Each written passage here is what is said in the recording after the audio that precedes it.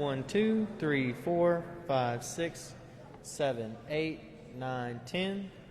1, 2, 3, 4, 5, 6, 7, 8, 9, 10. 1, 2, 3, 4, 6, 7, 9, 10. 1, 2, 3, 4, 5, 6, 9, 10. And again, we do have a press microphone back there. Please use that just for viewers' sake and for the Secretary of State. Thank you.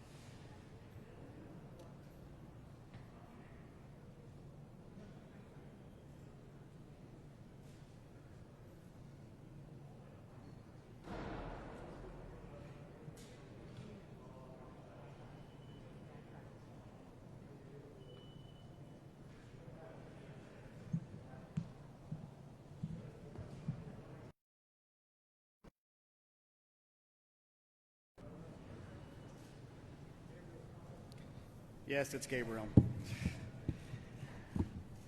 Good afternoon, everybody. My name is Gabriel Sterling. Good to see you all again. Happy New Year.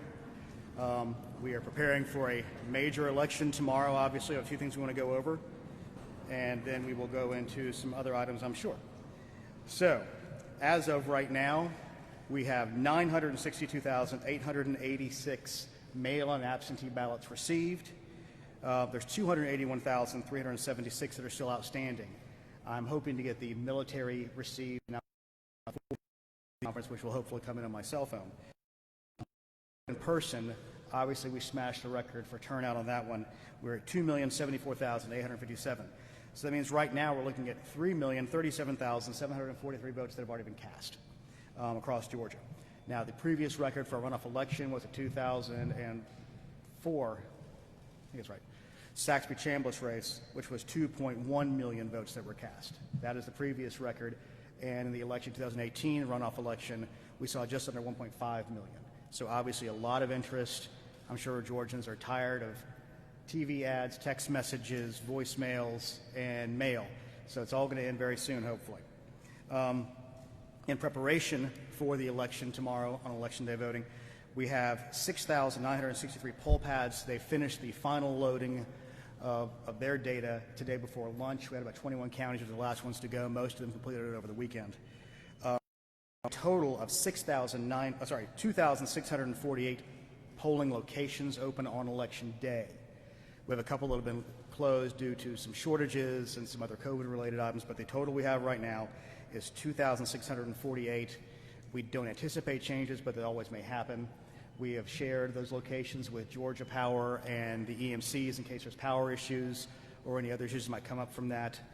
And we've seen a few shortages of poll workers. So I think specifically we saw in Morgan County, they're going to lose 2 locations because of that. Now, what we've seen also is a difference in the turnout models depending on congressional district and county in this state so far, in large part driven by the continuing misinformation and disinformation concerning the value of people's votes in this state. The Secretary wants me to make clear that everybody's vote is going to count. Everybody's vote did count.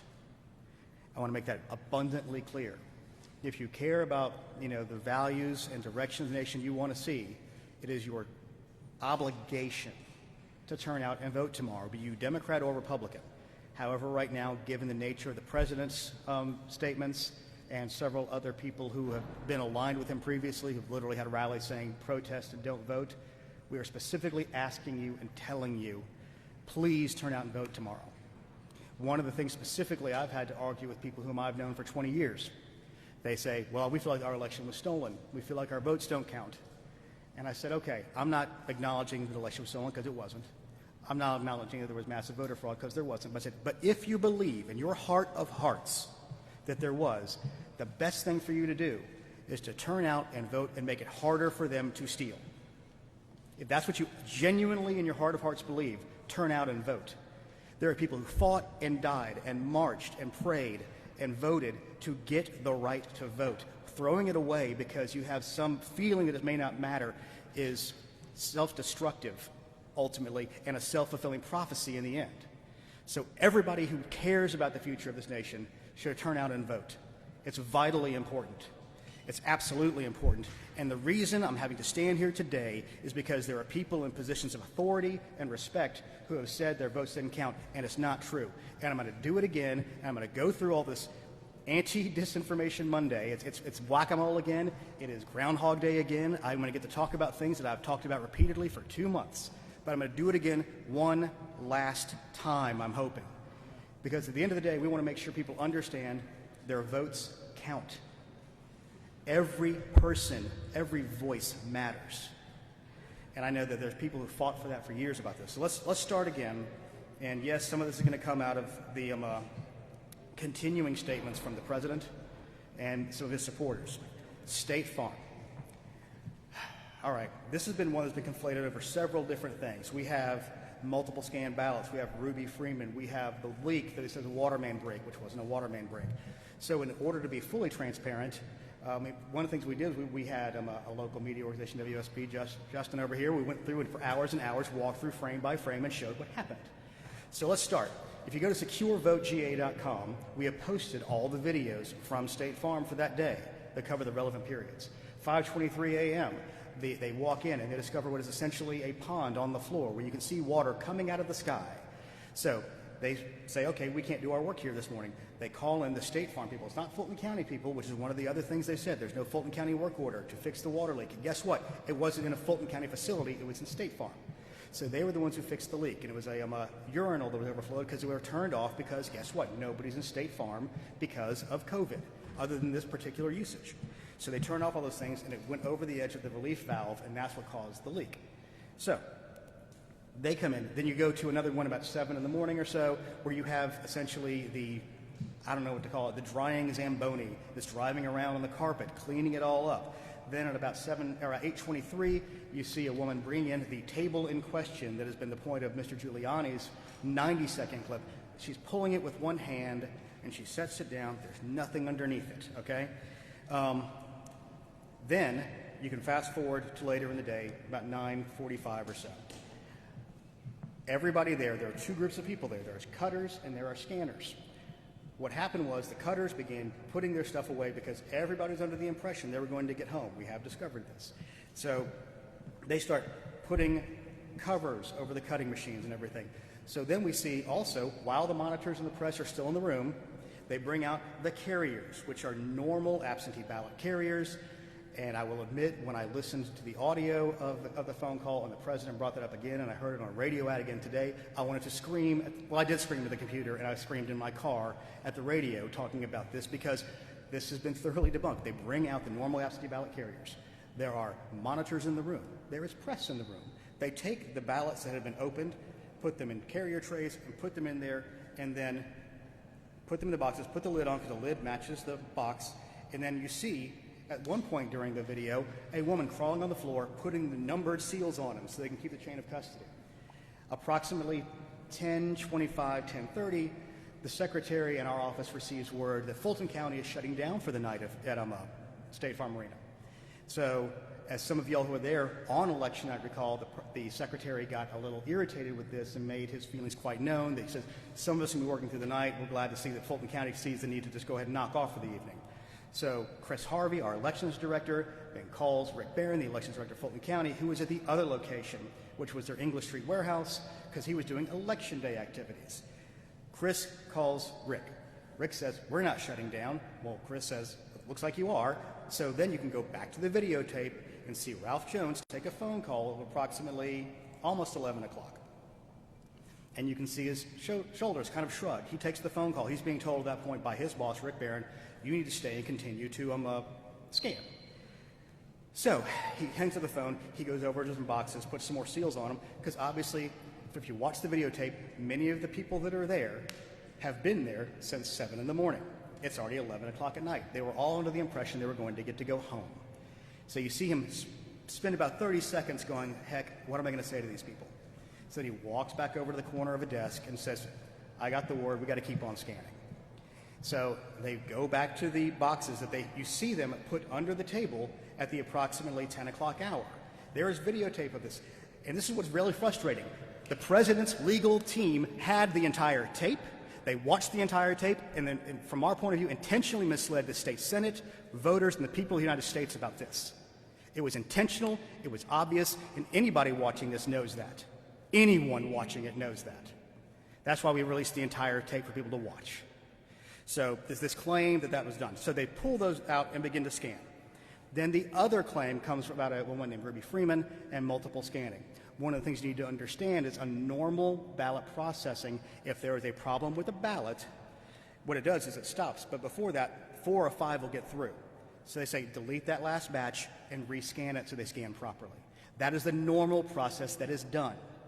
Secondarily to that, everybody might be familiar with the fact that the president wanted us to do a hand recount, a hand retally, which we ended up doing under our audit.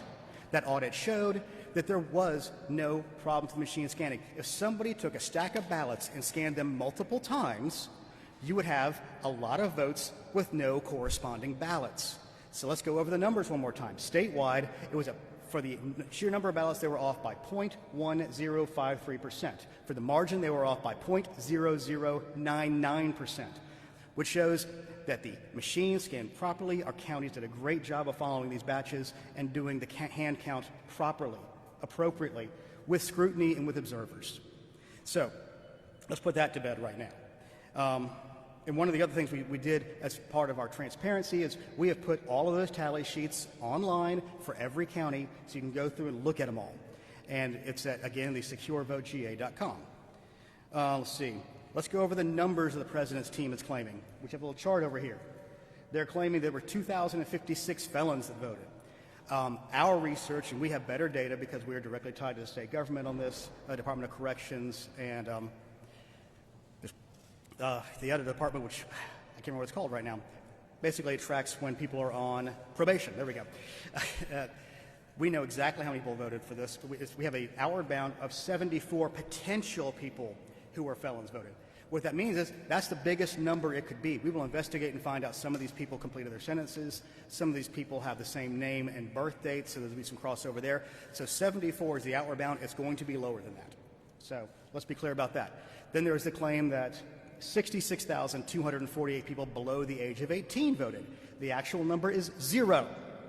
Let me be clear, 66,000 versus 0. And the reason we know that is because the dates are on the voter registration. There are 4 cases, 4 where people requested their absentee ballot before they turned 18, but they turned 18 by the election day. That means that is a legally cast ballot. So again, 66,000, which is the biggest single number they have on these kind of votes, versus 0. They say that there's 2,423 people who voted without being registered.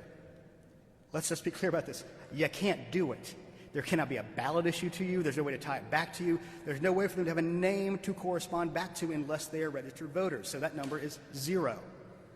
Then we've got 1,043 illegally voted using a P.O. box. Again, we're going through the investigation on this. So far, everyone we've seen has been when there is a mailboxes, et cetera, something like that, in a multi-family building, like an apartment. So they will have what looks like P.O. boxes listed in the system, but they're actually the residential address of record for people who live in multifamily housing, like apartments. So that's everything we've seen so far. We haven't seen anybody actually registering to vote at a USPS P.O. box. Next one is 4,926 voted past the legal registration deadline. Again, it's 0. We have 0 record of anybody doing that because the voter registration cutoff is a voter registration cutoff. So there's no corresponding way to do that. They couldn't be issued a ballot because they are not legally within the system of that to have ballots issued.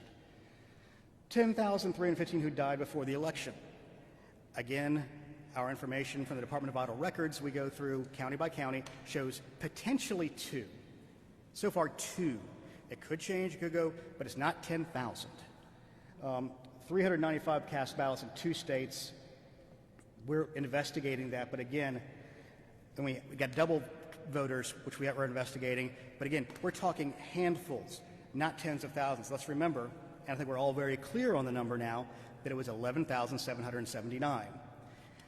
We've seen nothing in our investigations of any of these data claims that shows there's nearly enough ballots to change the outcome. And the Secretary and I at this podium have said since November 3rd, there is illegal voting in every single election in the history of mankind because there are human beings involved in the process. It's going to happen. It's a question of limiting it and putting as many safeguards as you can in place to make sure it doesn't happen. All right. Oh, yeah. We had part of the hand tally be discussed in relation to the potential double scanning. Let's just go to the other ridiculous claims that Dominion voting machines are somehow using fractional voting or flipping votes. Again, by doing the hand tally, it shows none of that is true. Not a whit. And let's go back to the overall claims about Dominion voting systems in general. If you look in Wisconsin, they're claiming Wisconsin was stolen through Dominion voting machines. In the 14 counties in which Dominion voting machines were used in Wisconsin, the president got 59% of the vote. And in the counties in Pennsylvania where Dominion voting machines were used, he got 52.5% of the vote. He made a claim at one point that over 900,000 votes were deleted by Dominion machines, and the 14 counties where that happened, they had 1.3 million people vote. That was 76% turnout. In order for 900,000 to have been deleted, they would have had to have 160% or 130% turnout. That did not happen because it cannot happen. Again, this is all easily, provably false.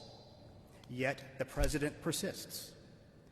And by doing so, undermines Georgians' faith in the election system, especially Republican Georgians in this case, which is important because we have a big election coming up tomorrow, and everybody deserves to have their vote counted if they want it to be, Republican and Democrat alike. Now, let's move on to signature matching. There were claims about signature matching not being done. They were based on feelings. We believe. No specific evidence was ever brought up until in one of the Trump filings, there was a specific allegation the signature verification was not being done on the absentee ballot request form properly in Cobb County during the June primary. So that's the first time we had a specific, actionable claim of signature match not being done. So with that in mind, the governor graciously offered, after the secretary and he discussed, potentially using GBI resources. So we got GBI to come alongside Secretary of State investigators, multiple teams. Vic Reynolds stood here last week to announce the outcome of that.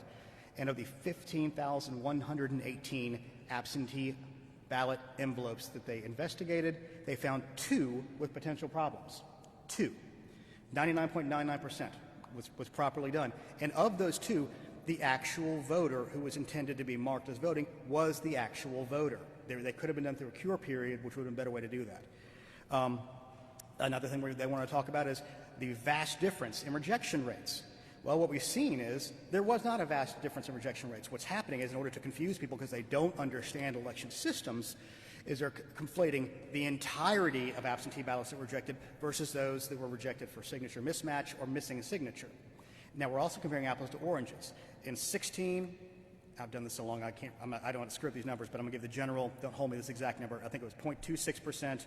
In 18, it was 0.16%, and in 2020 so far, it's 0.15%. We've gotten some updated numbers on this now, and the difference is, in 2019, HB 316 was passed, which allowed there to be curing of ballots. So there are teams of Republicans and Democrat, young people running around the state as we speak, finding people who have signature issues to cure their ballots. That's going on right now, and the Democrats did a much better job of that during the general election. The Republicans were not prepared. The Democrats had their own forms set up. They had teams set up. They were ready to go. It was sort of a late entry on the Republican side to do some of those. And about 5,000 total ballots were rejected for some purpose, and about 2,600 of those were cured. So that means the final rejection number was around 2,400 ballots, around the total of 5 million, or a percentage of the 1.3 million that we saw that were voted absentee. Let's go into some of the more new things. There is no shredding of ballots going on. That's not real. It's not happening. There's shredding of envelopes that were the non-used ones, or there's also shredding of the secrecy envelopes that came through. We saw some of those in the Senate hearing, and it's obvious that they are the secrecy envelopes, which have no evidentiary value because there's no signature on it. There's no way to match it back. They're just basically trash. The law requires you keep the signature and oath envelopes and the ballots themselves for 22 months. Those are all being kept. Let's see. This is what I don't fully understand. No one is changing parts or pieces out of Dominion voting machines. That's not a real. I don't even know what that means. It's not a real thing. That's not happening. The president mentioned on the call yesterday, or from 2 days ago. That's again not real. I don't even know how exactly to explain that. Let's see. Secretary Raffensperger does not have a brother named Ron Raffensperger. That is also not real. The president tweeted that out as well. Let's see, got such a long list. Oh yes, the other really fantastical thing we saw the other day was a potential hacking of Dominion equipment during a Senate hearing last week. That did not happen either. Let's go over a couple of reasons why. First of all, ballot marking devices and scanners, neither one have modems. It's very hard to hack things without modems. There's nothing to talk to. So let's get that clear.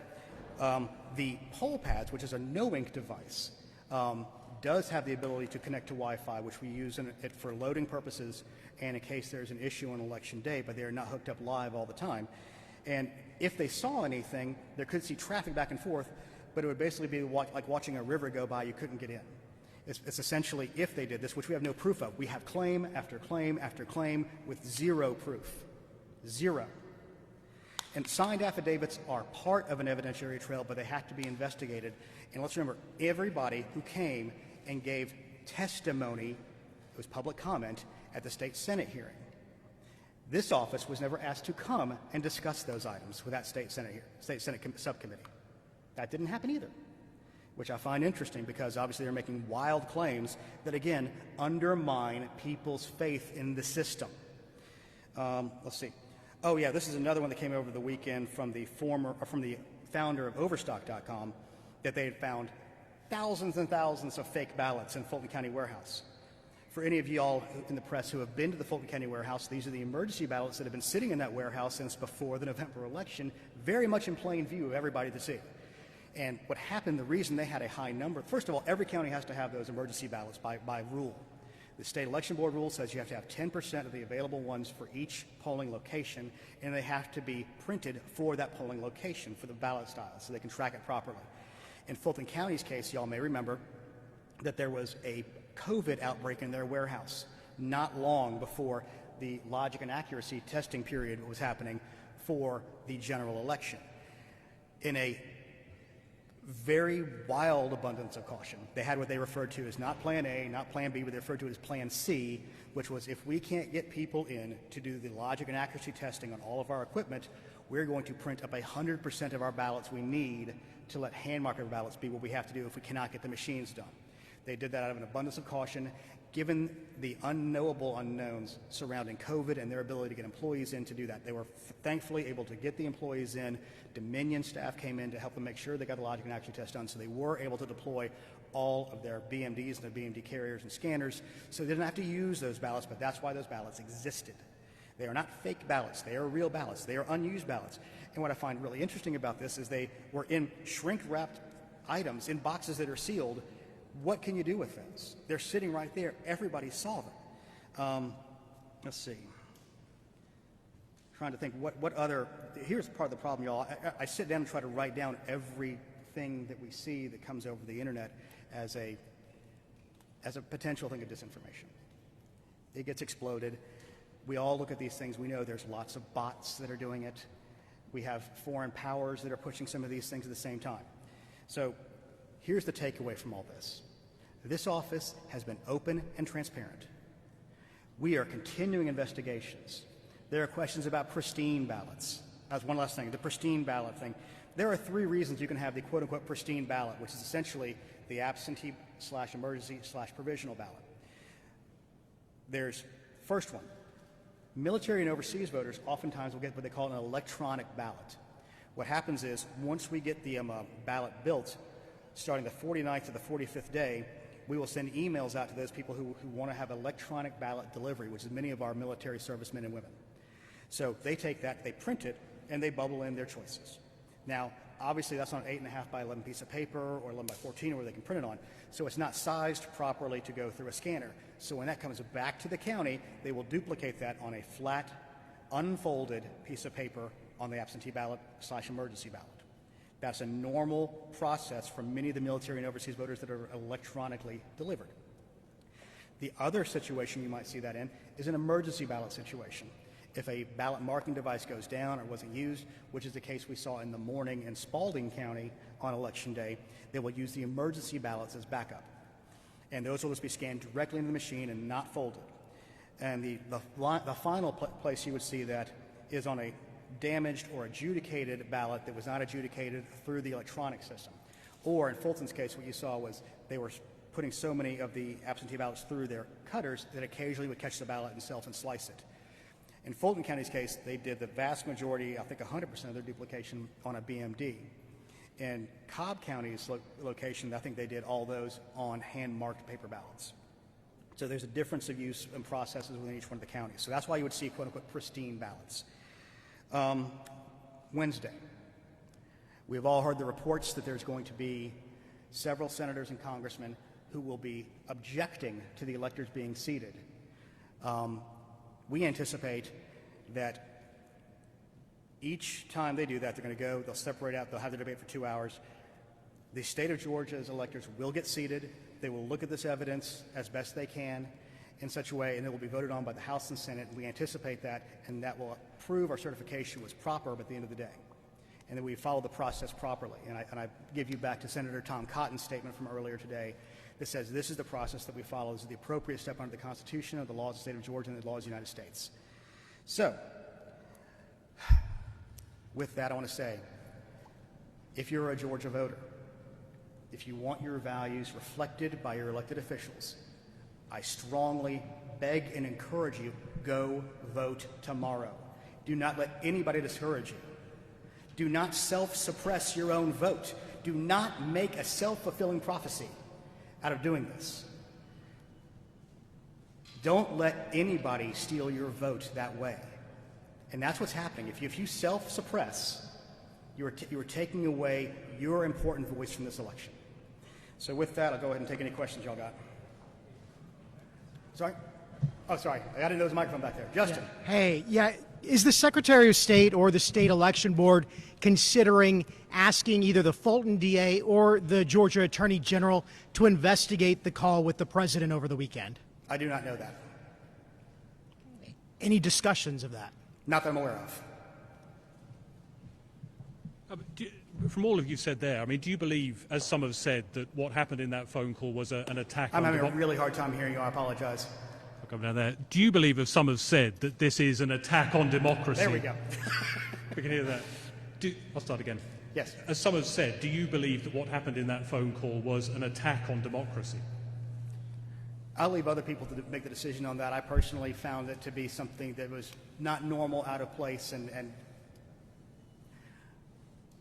nobody I know who would be president would do something like that to a Secretary of State. Thank you. Yes, Mark. Afternoon.